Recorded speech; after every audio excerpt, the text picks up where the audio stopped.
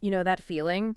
Your eyes just snap open, it's maybe 2 a.m., and bam, your brain's doing a sleep audit. Oh, totally. Okay, how much did I actually get? Eh, Am I okay? exactly. It feels like there's this, I don't know, invisible scorecard for sleep now. Yeah, and it's everywhere.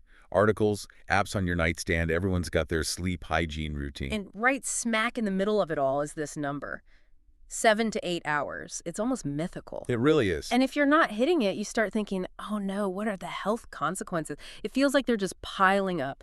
It's quite something how this search for perfect sleep has turned into a real source of stress for people. Yeah. You're spot on, this idea of a specific quota. It's really, really taken hold. And, we were looking at Dr. Jen Gunter's TED Talk, Right. and she acknowledges, sure, chronic lack of sleep over the long haul isn't great. There are links to cardiovascular stuff, Yep. diabetes, mood issues, Okay, yeah, the serious stuff. definitely serious stuff.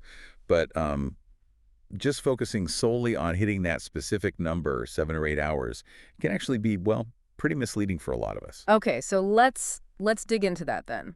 The 7 to 8 hour thing, it sounds like this universal target, Uh-huh. but Dr. Gunter's point is that it's basically an average. Exactly, an And average. averages, well, they hide a lot, don't they? It's like saying the average shoe size is, I don't know, a 9. Great for Nike, maybe, but not if you're a size 7. That's a perfect analogy. Yeah, These broad health guidelines, they mean well, but they often miss that personal element. right. And what's really key here is just how different we all are biologically. You've got people who genuinely feel great, totally functional, on like 6 hours. Really? Sick. Yeah, absolutely. And then you've got others who, they really do need a solid 8, maybe even a bit more, to feel their best. Huh. So sticking rigidly to that one window, 7 to 8, it just doesn't account for that natural range, that spectrum of what's healthy sleep for different individuals. And this constant push to hit that number, it feels like it's creating its own problems, like a self-fulfilling prophecy, maybe. Yeah. You worry so much you can't sleep. You've hit it right there. Dr. Gunter mentioned this doomsday messaging. Doomsday messaging, yeah. This idea that if your sleep isn't quote-unquote right, you're somehow failing at health. Mm. And that kind of worry, especially if you're already having trouble sleeping, is just incredibly counterproductive. Totally. And then you add the tech into it, the sleep trackers. Oh, the trackers, yes. The talk mentioned, what was it, back in 2019, like 21% of U.S. adults were using them. And I bet that's gone up. I would imagine so, yeah. And look, the data can be interesting, maybe useful sometimes. Sure. But it can also slide into obsession really easily. Think about you're constantly checking this number that you feel like you're failing at. That's bound to create stress. Okay, this is where it gets really interesting for me. Dr. Gunter brought up this term, orthosomnia. Orthosomnia. Yeah. It sounds so clinical, right? Like something you need a diagnosis for. It does. But it describes this real thing, this like unhealthy fixation on getting perfect sleep according to your tracker. Mm-hmm. You get so wrapped up in the data, optimizing every minute, that it actually messes up your sleep more. It's like trying to force yourself to chill out so hard, you just get more tense. That's a brilliant way to put it. Yeah. That constant checking, striving for the perfect score. It creates this vicious cycle of anxiety. Right. The worry about not getting good sleep. That becomes a major reason why you're not getting good sleep. So the tools we think are helping can actually become, well, a big part of the problem. Okay, so if we shouldn't be glued to the clock or our fancy sleep apps, what should we be tuning into? Well, this is where Dr. Colleen Carney's perspective comes in. She runs the sleep lab at Ryerson University. Okay. And she suggests, basically, shifting focus. Move away from just counting hours and look more at how you actually feel and function day to day. Which makes sense, intuitively. It does.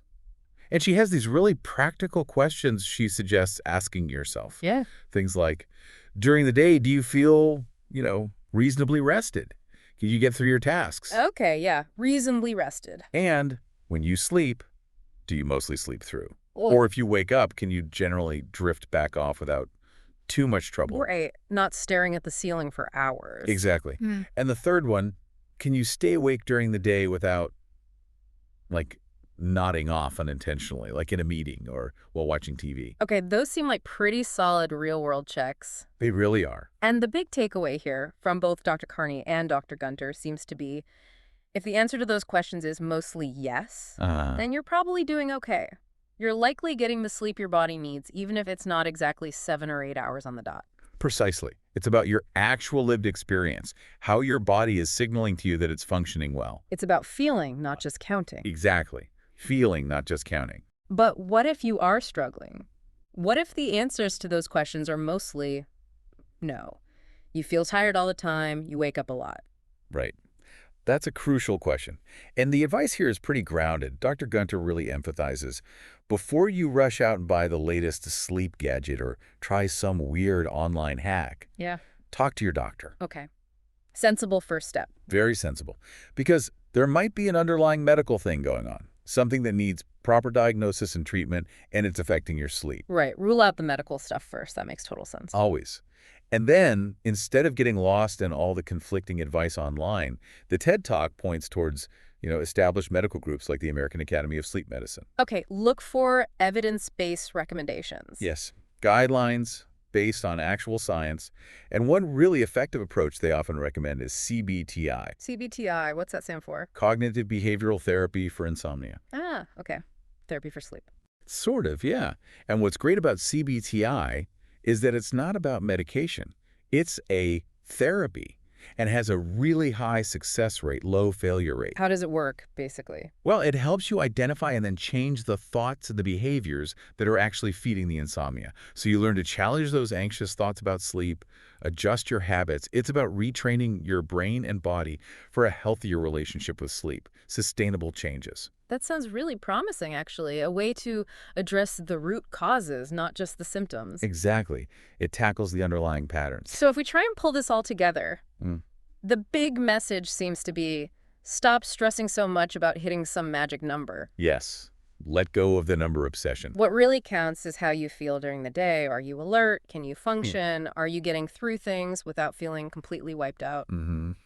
Those questions from Dr. Carney, feeling rested, sleeping through reasonably well, staying awake, those are your real clues. Those are the real metrics, maybe. Yeah, the truly meaningful metrics for your sleep sufficiency. And if we go back to where we started, that feeling of anxiety when you wake up at 2 a.m., it seems like maybe the most damaging thing we can do is get too worked up about sleep itself. It really does.